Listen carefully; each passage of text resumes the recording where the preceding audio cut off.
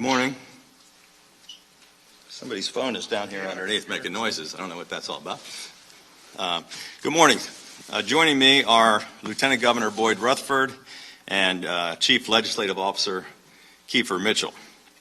The legislative session begins on Wednesday in the middle of an unprecedented global pandemic, which has caused devastating economic hardship for so many struggling Marylanders and small businesses.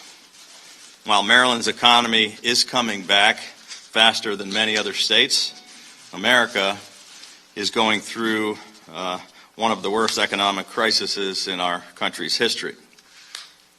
In recent weeks, I have had productive discussions with the Senate President and the Speaker of the House, along with also Republican leaders of both chambers.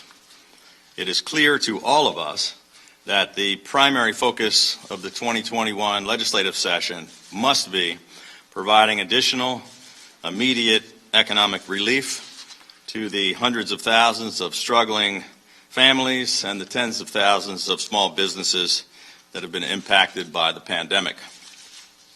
In the fall, as we were continuing to aggressively push out emergency relief and preparing with our hospitals and health officials for the next surge of COVID-19, I directed our team to explore every possible avenue to further ease the financial burden on Marylanders experiencing so much hardship, and to do whatever we can, even as we face unprecedented budget challenges, to allow them to keep more money in order to feed their families and to keep their businesses going. Amid so much suffering, the last thing we should ever do is raise taxes. So today I am announcing our top legislative priority, the Recovery for the Economy, Livelihoods, Industries, Entrepreneurs, and Families, or the Relief Act of 2021, which will provide more than $1 billion in immediate and targeted financial relief and tax cuts for Maryland working families, small businesses, and those who have lost their jobs and are suffering financially as a result of the COVID-19 pandemic. This stimulus and tax relief package will provide $267 million in direct payments to Marylanders in need. Families who file for the Earned Income Tax Credit will receive an additional $750. Individuals will receive $450. This relief will go directly to more than 400,000 Marylanders in need, and no application of any kind is necessary. These checks can begin going out immediately as soon as the Legislative Relief Act is passed by the legislature and I sign it into law. The Relief Act also commits another $180 million in targeted tax relief for Marylanders who have lost their jobs by repealing all state and local income taxes on unemployment benefits, allowing them to keep more money in their pockets. The Relief Act of 2021 also provides $300 million in immediate tax relief to help 55,000 Maryland restaurants and small businesses by allowing them to be able to keep up to $12,000 of sales tax over the next 4 months, which will keep much needed cash in the coffers of those small businesses, which enables them to keep their doors open and to keep more people on the payroll as we confront the next phase of the pandemic. Last month, I issued an executive order which immediately prevented sudden and substantial increases in unemployment taxes on small businesses. This new Relief Act legislation will codify that emergency tax relief for all of 2021, saving small businesses $218 million. The Small Business the Relief Act will also safeguard Maryland business owners against any tax increase triggered by the receipt of state loan or grant funds, which will help small businesses keep an additional $40 million in their bank accounts. All of this targeted relief will help businesses keep their doors open and keep more people on the payroll. Since this crisis began 10 months ago, our administration has aggressively and repeatedly taken actions which assisted individuals and small businesses who are struggling as a result of the pandemic and to prevent the collapse of our state's economy. Those previous executive actions I've already taken have totaled more than $700 million in emergency economic relief to the Marylanders and small businesses who needed it the most. We provided $220 million in grants and forgivable loans to Maryland small businesses, $108 million in emergency tax relief, $80 million in relief specifically for bars and restaurants, $50 million for the hospitality industry, $40 million for healthcare providers, $35 million for entertainment venues, $30 million through our layoff aversion fund, protecting 21,000 jobs, $10 million for low-interest loans to small and minority businesses, $10 million for farmers, watermen, and producers, $7 million for local arts organizations. We have made rental assistance one of our highest priorities, backing up one of the strongest eviction moratoriums in the country with $90 million in relief for rental payments, legal services, and affordable housing. We have directed $20 million to Maryland food banks and boosted the temporary cash assistance benefit for 62,000 Marylanders. On top of the more than $700 million which we have already announced, this new Relief Act emergency package brings us to more than $1.7 billion in state emergency economic relief for Marylanders and small businesses. In addition, after 8 months of urging leaders in Washington to act, Congress finally reached a bipartisan consensus on the federal relief package, which will allow us to provide Marylanders with an additional $15 billion of COVID-19 economic relief. In addition, $10 billion in Paycheck Protection Program funding will be provided through the CARES Act, and an additional $4 billion in individual assistance funding, including direct stimulus checks for Marylanders, as well as enhanced unemployment and SNAP benefits. Last week, Maryland became the first state in the nation to begin accepting claims for the extended federal unemployment programs, and we have already paid out $105 million in those benefits. Prior to all of this new relief, we have already paid out $8.7 billion in unemployment benefits to more than 709,000 Marylanders. Beginning this month, Maryland SNAP recipients will now receive an additional 15% increase in their benefits. We also are able to provide another $400 million in rental assistance, which we will be able to use to help further immediate relief for rent and utility bills. Businesses will receive an additional $7 billion from through the federal bill, including another round of the Paycheck Protection Program. The federal bill provides Maryland with an additional $1.2 billion for education, $130 million more for child care, and $250 million for the transportation sector. This is critical, much-needed funding. And once we receive all of the federal guidance which is required, we will work to get these funds out the door as quickly as possible. Last year, the direct actions I took by executive order, along with these federal relief programs, helped a great deal. This targeted Relief Act of 2021 will provide even more targeted emergency direct relief to fill in the gaps that still remain. With the start of the new 2021 legislative session beginning on Wednesday, we are now asking the legislative branch to assist by immediately passing this stimulus and tax relief package to help even more struggling families and small businesses across our state. We will be introducing the Relief Act of 2021 as emergency legislation on day one of the session on Wednesday. We will ask both houses of the legislature to act on it immediately so that I can sign it into law immediately and that these relief measures can take effect and we can immediately get these much-needed dollars out the door and into the pockets of those who desperately need it. We look forward to working with legislative leaders on both sides of the aisle to pass this emergency legislation. I cannot imagine anything that could possibly be more important for the legislature to pass. Every day that goes by without passing a stimulus and tax relief package means more jobs that will be lost, more families who will lose their homes, and more businesses who will go out of business, and more people that suffer. Struggling Marylanders and small businesses who are barely hanging on cannot afford the kind of partisan bickering and needless delay that we have seen in Washington.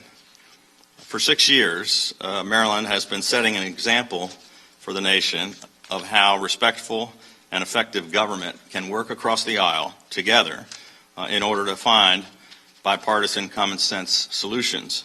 And my hope is that the legislature will join us in quickly pushing for this much needed emergency stimulus and tax relief package, and that they will work together with us in a bipartisan way as we guide our state through this pandemic and this economic crisis together.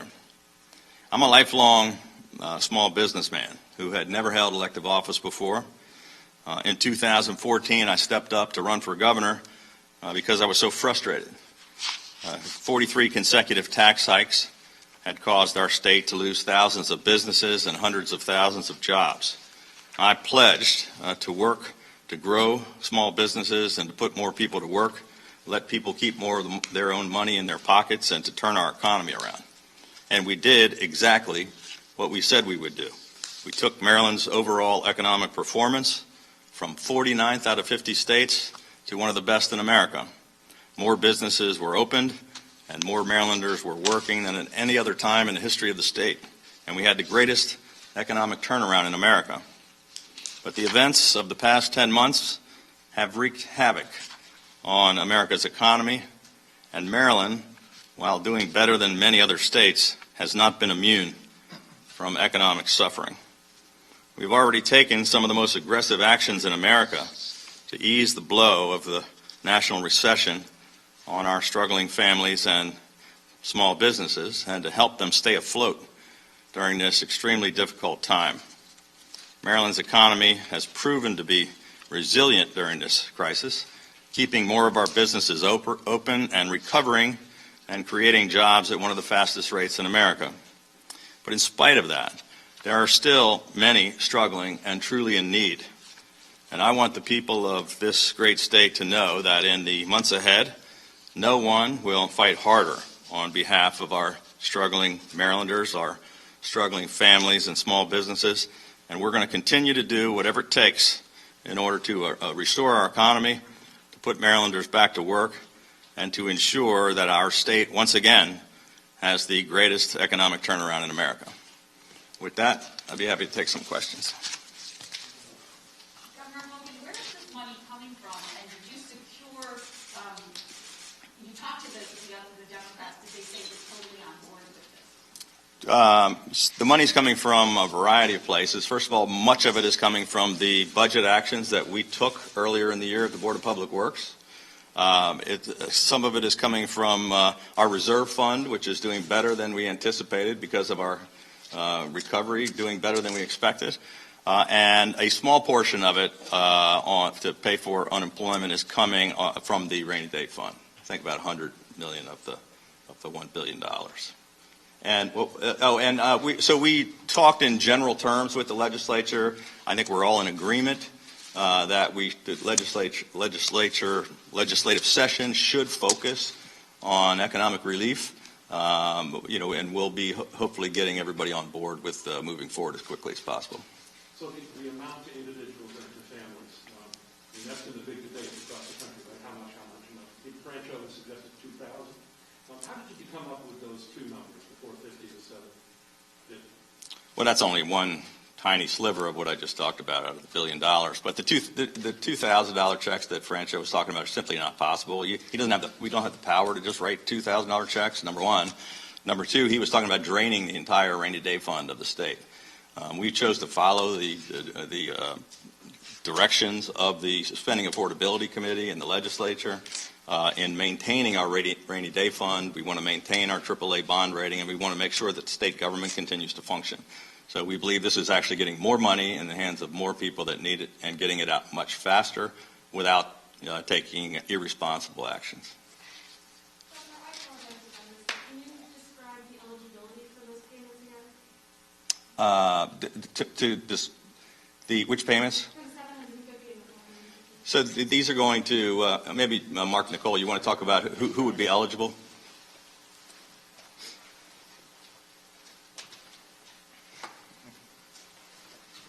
Thank you, Governor. So the eligibility for the $750 and $450 payments are tied to Marylanders who have qualified for the Earned Income Tax Credit in 2019, and those who will be eligible for it in 2020. So these are the lowest income Marylanders who get that assistance. It's in addition to and separate from the additional federal, which, I think in the coming weeks we're also going to see that increase. Governor, given the tough budget situation ahead of you, can you go into a little bit of detail about how you intend to pay for this and what other sorts of priorities might not get funded in order to make sure that these checks get? Well, we have a couple of weeks. I think January 20th we roll out our budget. We think we're going to continue to be able to fund all the most important functions of government. We thought this was very important to keep our economy going, and it was a fiscally prudent way to go about it. I'm sorry, where's the money coming from? I just answered her question on that. It's coming from a variety of different places. Most of it is money we've already recognized by savings from the cuts that we took at the Board of Public Works. Some of it is coming from the reserve fund, which is much higher than we anticipated because the economy is starting to do a little better, and about $100 million of it is coming from the rainy day fund. Thank you, sir. Does the rent assistance also pick up mortgage assistance, or are home lenders just backing up? I think this money is specifically for rental assistance and not mortgages. Will there be kind of a research into looking for homeowner assistance later down the line? Absolutely. I think it's one of the things we have to do. I think it's one of the things they're looking at with the new bill that they're talking about in Washington. Governor Hogan, can you talk about unemployment? I know you mentioned this as well.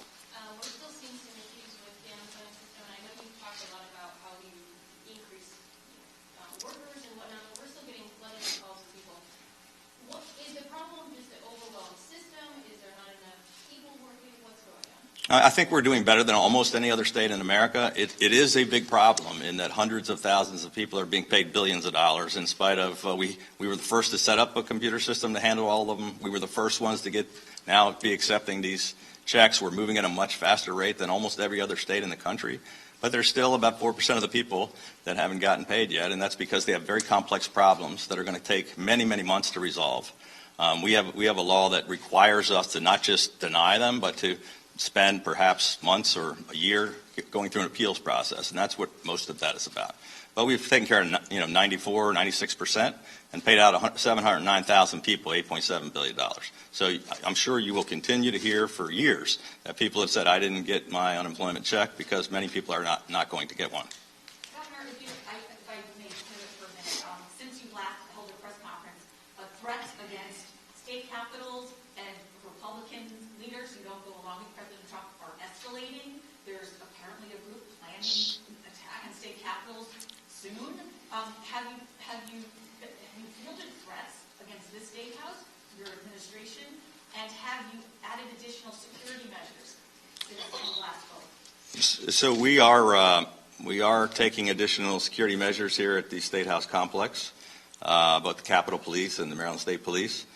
I have a security team briefing later this afternoon, not only to talk about the situation in Maryland, but our additional assistance in Washington with all of our allied police forces in Maryland and with our National Guard, which we've increased the number of and the mission for. I have a call this afternoon with Governor Northam and Mayor Bowser to talk about coordination in the region. We're setting up a meeting with the FBI who wants to brief me.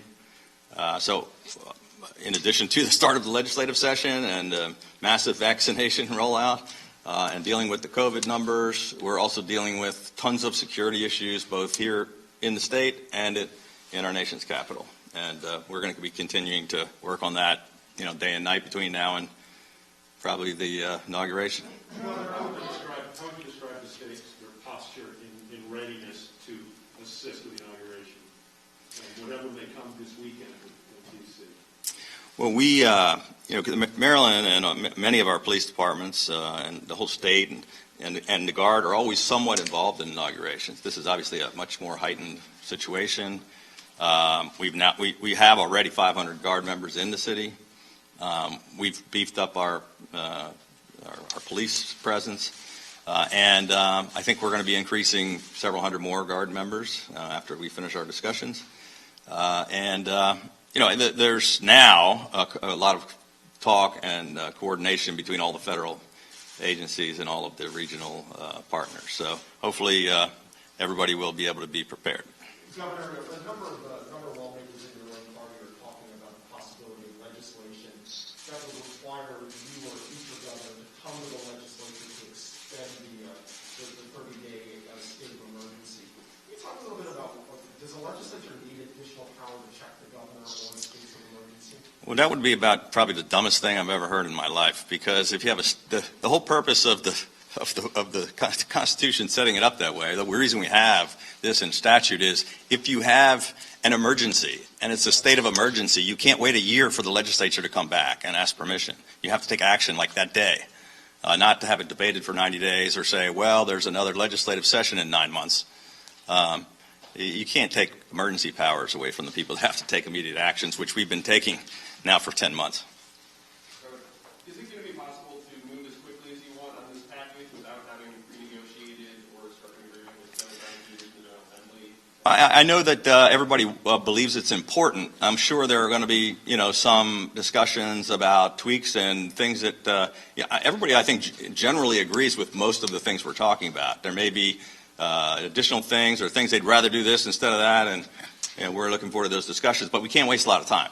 We can't. This is not something that should be debated until the end of the legislative session in April. In the meantime, we're losing thousands of businesses and tens of thousands of people losing their jobs and their homes.